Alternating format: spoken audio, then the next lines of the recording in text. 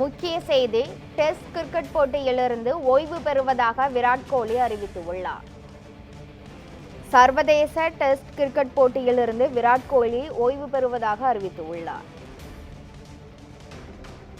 Test cricket போட்டியிலிருந்து விலகுவதாக விராட் கோலி அறிவித்துள்ளார். 14 ஆண்டுகால டெஸ்ட் பயணம் முடிவுக்கு வருவதாக விராட் கோலி உருக்கமுடன் பதிவிட்டுள்ளார். டெஸ்ட் கிரிக்கெட் போட்டியிலிருந்து விலகும் முடிவு எளிதானது அல்ல என விராட் கோலி தெரிவித்துள்ளார்.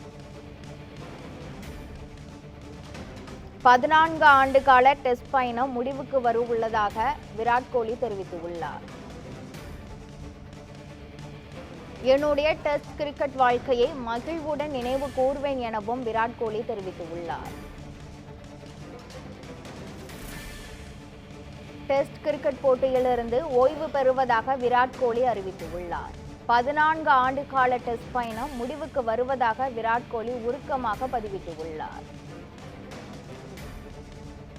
123 டெஸ்ட் போட்டிகளில் 9230 ரன்களை எடுத்துள்ளார் விராட் கோலி. ரோஹித் சர்மா ஓய்வு அறிவித்த சில நாட்களிலேயே விராட் கோலியும் ஓய்வு பெறுவதாக அறிவித்துள்ளார்.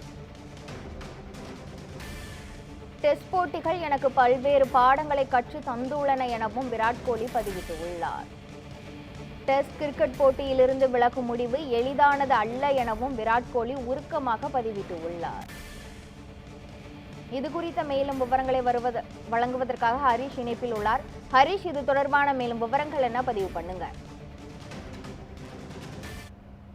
கிருஷ்ணவேணியில் சர்வதேச டெஸ்ட் கிரிக்கெட்டில் இருந்து தற்பொழுது இந்திய வீரர் விராட் கோலி அவர் ஓய்வு பெறுவதாக அறிவித்திருக்கிறார்.